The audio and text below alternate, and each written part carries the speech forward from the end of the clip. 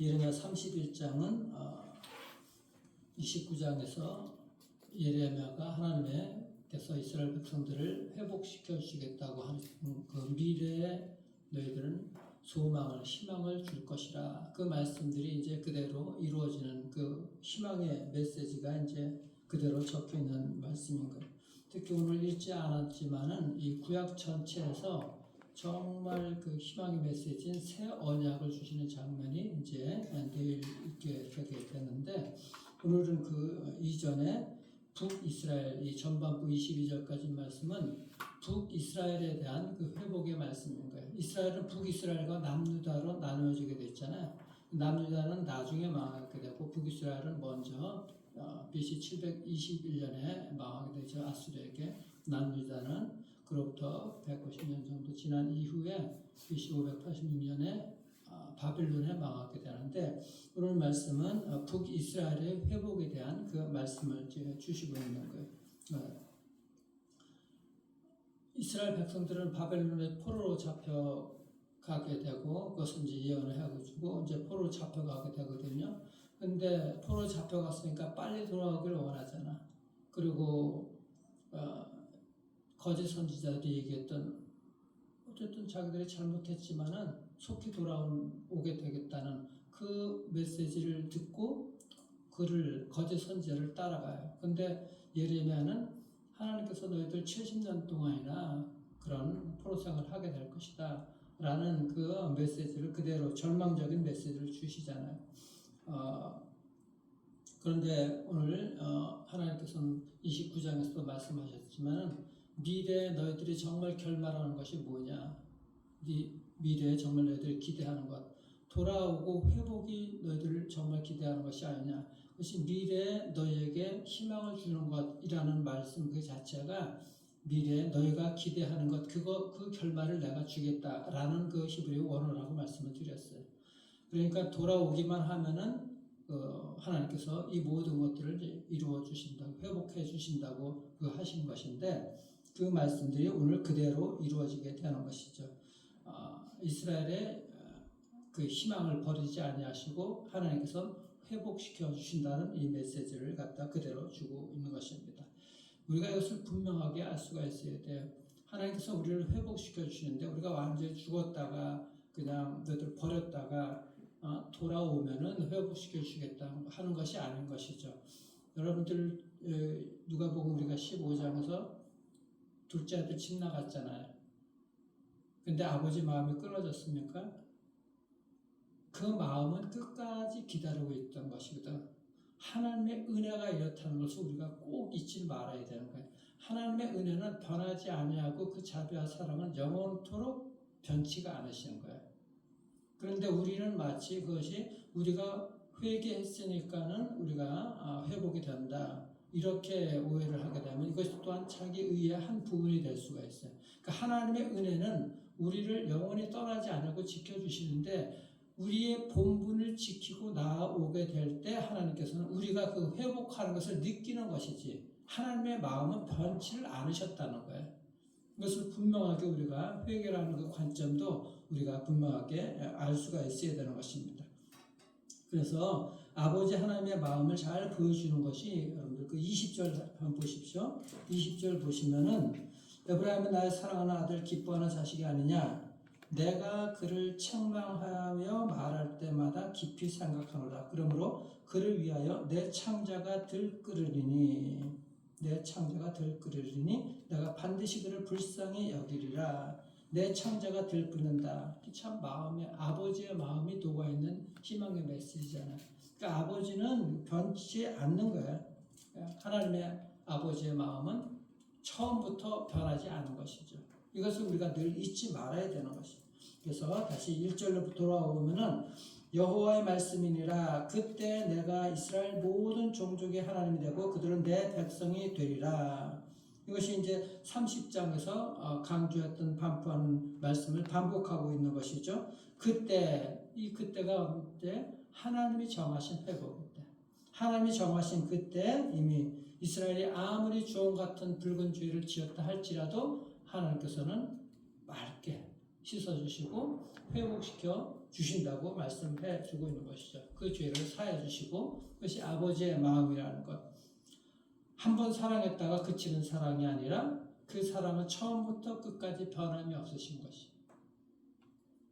그래서 3절 말씀 보십시오. 3절 보시면은 옛적에 여호와께서 나에게 나타나사 내가 영원한 사랑으로 너를 사랑하기에 인자함으로 너를 이끌었다. 하나님의 사랑은 영원한 사랑이에요. 변했다 안 변했다 그런 사랑이 아닌 것이죠. 이 영원한 사랑으로 우리를 끝까지 죄사함 시켜주실 뿐만 아니라 풍성한 삶을 살 수 있도록 해주시는 것인데 그때라는 것이 어느 때인가 4절 보시면은 처녀 이스라엘아 내가 다시 너를 세우리니 네가 세움을 입을 것이요. 5절에는 포도나무를 심때 심는 자가 그 열매를 따기 시작하고 6절에는 파수꾼이 외치는 날이 있을 것이라 이르기를 너희는 일어나라 우리가 시온에 올라가서 우리 하나님 여호와께 나아가자. 우리 하나님 여호와께 나아가자. 시온에 올라가서 시온은 예루살렘이고 예루살렘은 성전에 있잖아. 성전에 그래서 이제 올라가서 하나님께 예배 올리자. 이 마음이 회복이 되는 거야. 그러니까 이 전에는 어떻게 했어? 우상 숭배하면서 우상으로 쫓아가자, 산당으로 가자, 하나님을 믿으면서도 그러니까 하나님께 올라가서 예배 올리자 하는 이것이 성전에 가서 예배 올리자 하는 그 마음들이 없었는데 이제 그 마음들이 회복이 되는 거야. 그러니까 하나님께로 돌아오게 된 하나님이 회복시켜 주시면 하나님께로 돌아오겠다는 마음이 정말 주께서 주시는 것이거든. 이것이 오늘 회복에 대한 그 말씀들이 그대로 다 나타나고 있고 전체가 다 놀라운 회복의 메시지인 것입니다. 그래서 이 처녀 이스라엘이 다시 세움을 입을 것이다. 이 말씀 자체 그 의미 이스라엘 백성들 우리의 시온에 올라가서 하나님께 올라가자. 하나님께 예배하자. 우리가 돌아가자. 하나님의 본래 그 하나님의 백성으로서의 그 정체성을 회복하고 그렇게 정결한 삶, 거룩한 삶으로 돌아오는 거예요. 이것이 얼마나 놀라운 그 삶인지 그래서 심은 대로 이제 거두는 복들 그때부터 그것이 눈물로써 이미 계속해서 기도하고 마음이 녹아내려졌던 참여하는 심정들 계속 가지고 있었을 것 아닙니까? 그러다가 하루아침에 이렇게 하나님 떠났다가 마음이 확 돌아서서 그 다음날 가는 것이 아니잖아요. 우리가 왜 그렇게 됐을까? 마음이 그냥 참여하는 마음, 애통하는 마음, 마음이 녹아 있었던 마음들, 그런 마음들이 쌓이며 기도하고 있었던 것이 이제는 회복하는 그걸 느끼는 순간이 하나님께 올라가자, 예배하자 이런 걸로 회복되니까는 본인들이 하나님께 예배하는 것들이 회복되는 것이고 즐거운 삶이 되는 것입니다. 이것이 우리의 신앙생활에서 핵심이거든. 하나님은 우리를 영원한 사랑으로 변하지 않아요. 변치 않고 붙들어 주시는 거예요. 또 우리가 멀리 떠나 있는 것처럼 느끼지만 우리는 그때 그것을 느끼면서 하나님께 돌아오는 그 마음들이 돌아서게 되게 되면은 그리고 계속 기도하게 되면 이제 그 기도들이 쌓여가지고 열매를 거둘 수 있는 날이 오게 되는 것이죠. 그때 하나님께서 행하신 놀라운 일들을 우리가 체험하게 되는 거예요. 여호수아서 여러분들 3장 5절 말씀 꼭 기억하라 그랬잖아요. 너희는 어떻게 해요? 요단강 건너기 전에 성결하라. 그리하면 하나님께서 이루시는 놀라운 일들, 기이한 일들을 행하실 것을 너희가 볼 것이다. 그러니까 우리가 해야 될 일은 뭐냐면은 하나님의 거룩한 백성의 정체성을 잃지 아니하고 거룩한 삶, 성결한 삶을 우리가 행해야 될 일인 것이고 하나님이 이루실 일들은 우리의 그런 삶 속에 영원한 사랑으로 변치 않는 놀라운 풍성한 삶인 놀라운 일들, 기이한 일들을 행하시는 것이거든. 이것이 하나님께서 행하시는 일인 것이고 그 회복을 우리가 느끼고 경험하는 거야. 그런데 하나님을 떠나 있으면은 그런 삶을 우리가 못 느끼는 것이지. 그러니까 일어나서 우리가 하나님께 예배하러 올라가자. 시온으로 나아가자. 시온에 올라가자. 우리 하나님 여호와께 나아가자 하는 마음들이 일어나지를 않게 되는 것이죠. 그래서 오늘 이 31장 말씀을 여러분들 정말 곰곰이 묵상해 보시길 바랍니다. 하나님은 영원한 사랑으로 우리를 늘 보호해 주신다는 것. 그런데 하나님을 떠나 있으면 어떻게 해? 아무리 열심히 자기가 스스로 일해도 열매를 거둘 수가 없어. 풍성한 삶이 없잖아. 자기 힘으로 노력해도. 근데 하나님께 우리가 돌아와서 말씀대로 살아가고 성결한 삶을 살아가게 될 때는 그 일들을 하는 것만큼 풍성한 열매를 더 맺히게 해주실 뿐만 아니라 하나님께서 행하신 놀라운 일들을 갖다가 우리가 덤으로 받는 그런 복된 인생들을 살아갈 수가 있는 것이죠.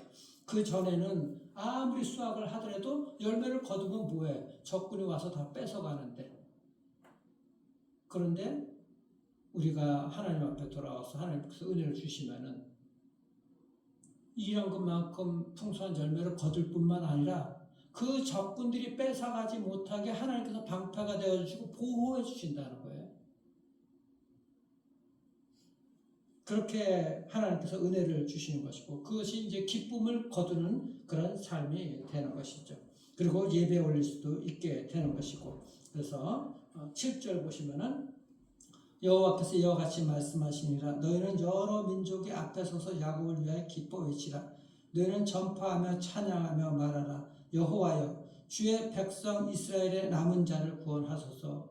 이제 남은 자 잡혀가 있던 자 그 어려운 자들 그 모든 조롱거리가 되었었던 이방인들에게 그런 자들 그런 삶에서 벗어나서 이제는 여러 민족들 앞에서 스스로 하나님의 백성이라고 자랑할 수 있도록 그렇게 해달라고 합니다.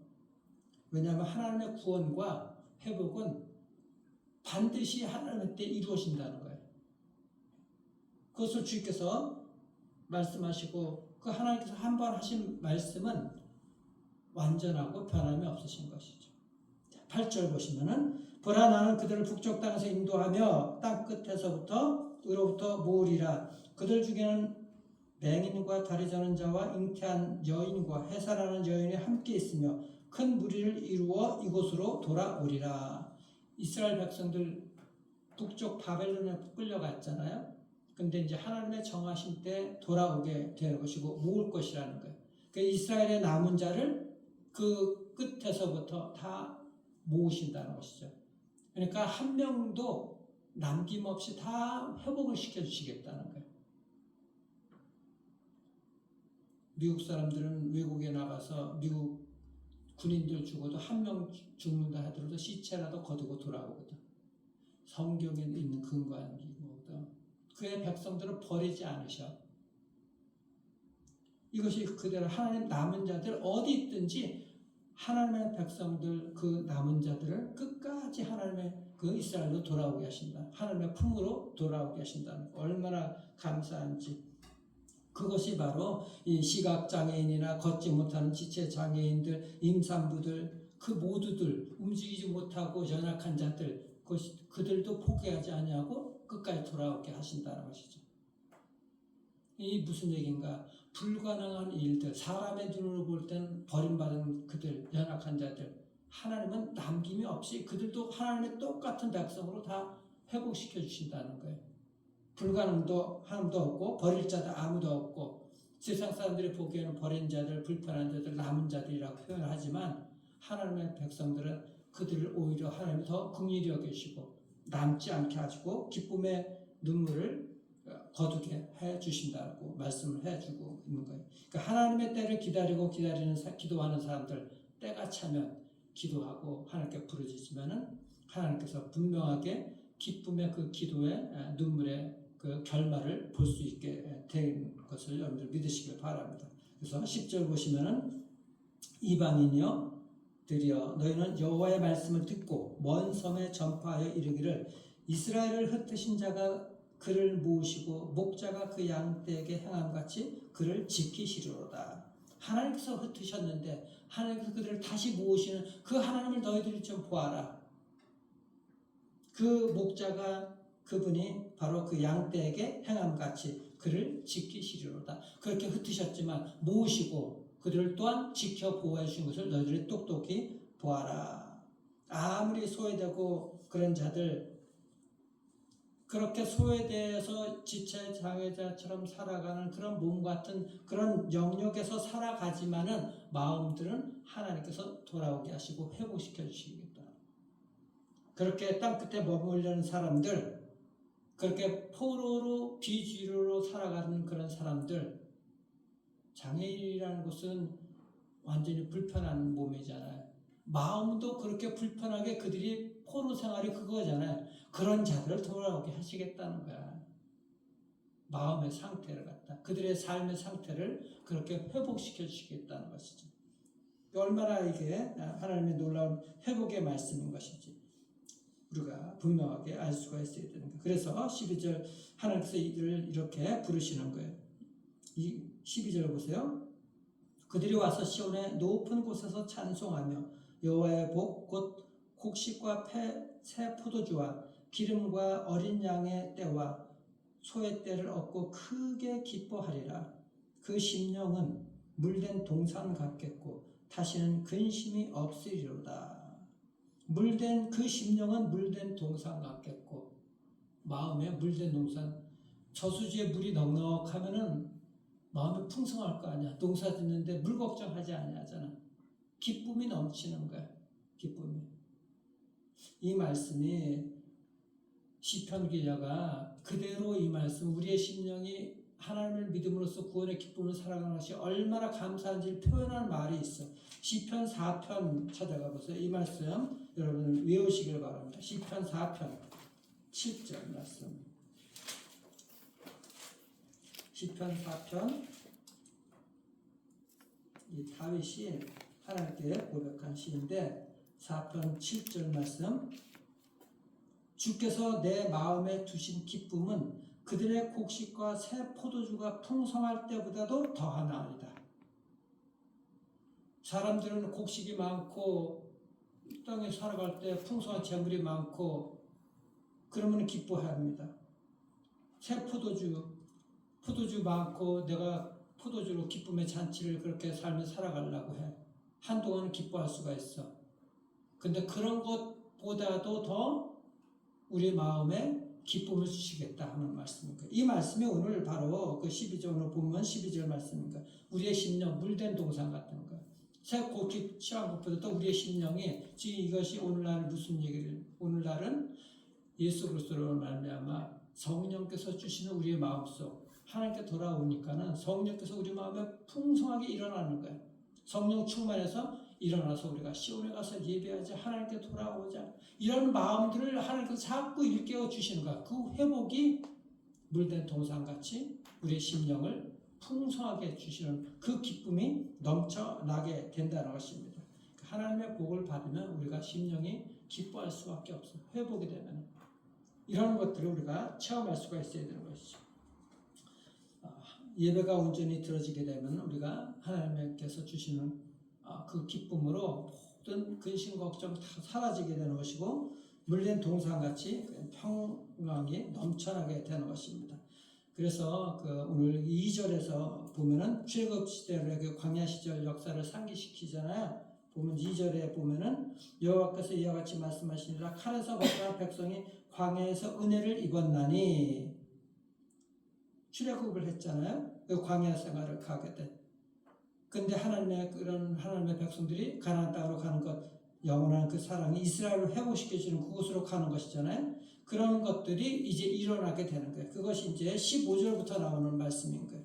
15절부터 보면은 여호와께서 이와 같이 말씀하시니라 라마에서 슬퍼하며 통곡하는 소리가 들리니 라헬이 그 자식 때문에 애곡하는 것이라. 그가 자식이 없어서 위로받기를 거절하는도다. 라마는 북쪽 이스라엘의 그 베냐민 영역인가 북이스라엘 쪽에 베냐민 지파들이 사는 그 지역을 얘기를 하는데 이곳에 그 라헬의 무덤이 있어. 야곱의 그 아내 라헬 그 무덤 부근으로 알려져 있는데 이 라마가 라헬이 자식 때문에 슬피 울던 곳이 그곳이라고 이제인 것이죠. 지금 이게 무슨 얘기냐? 이러한 그 슬픔의 처지가 북이스라엘 사람들이라는 거예요. 즉 북쪽 이스라엘 사람들이 똑같이 잡혀가서 그곳에서 먼저 잡혀가지고 살고 있었잖아. 그들을 갖다가 슬퍼하는 그 북이스라엘 사람들, 그들이 회복이 될 것이라는 것이죠. 그래서 16절에 보시게 되게 되면은 16절 보세요. 여호와께서 이와 같이 말씀하시니라 내 울음소리와 내 눈물을 멈추어라. 내 일에 삭슬 받을 것인즉 그들이 그의 대적의 땅에서 돌아오리라. 여호와의 말씀이니라. 내 일의 삭슬 받을 것인지. 그 위에 라헬에게 뭐라 그래? 내 울음소리와 내 눈물을 멈추라 그랬잖아요. 너 멈춰. 울지 마. 한다고 해서 멈추겠습니까?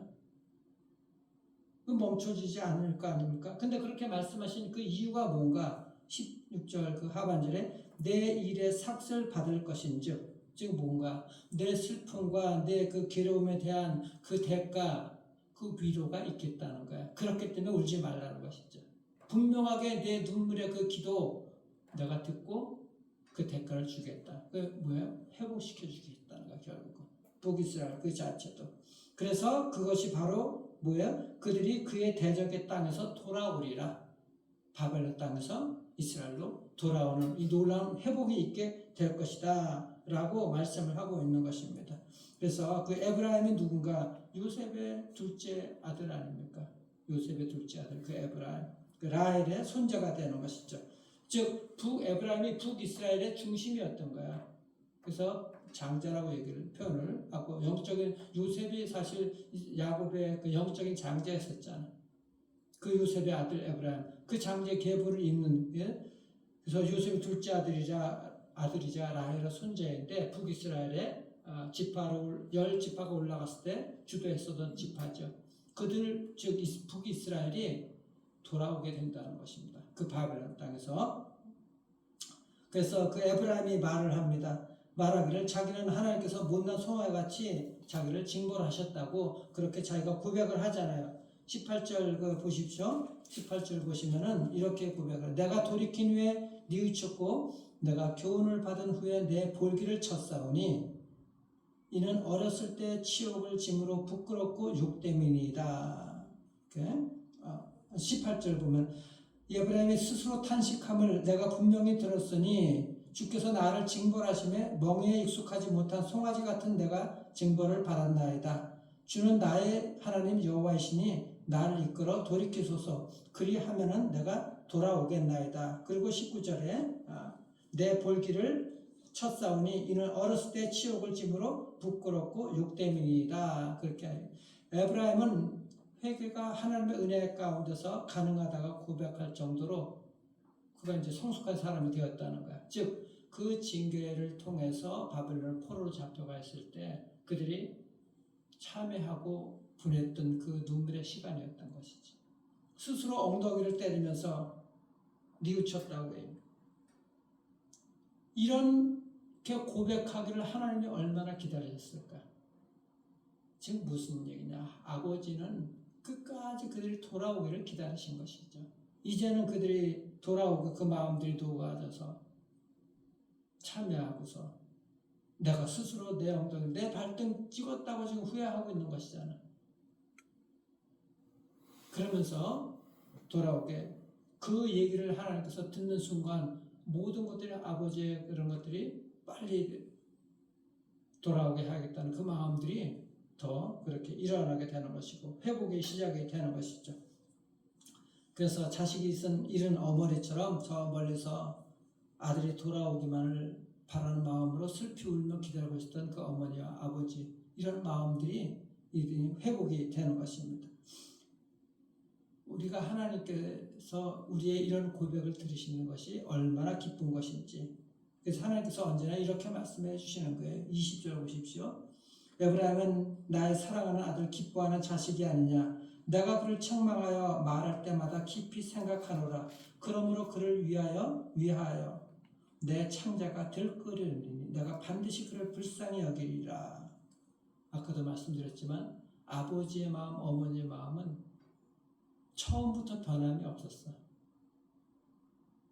우리가 회개한다고 회복되고 회개 안 한다고 회복되는 것이 아니라 아버지, 어머니의 사랑은 변함이 없는 것이고 그 하나님 아버지의 은혜는 변치 않고 영원한 사랑인 거예요.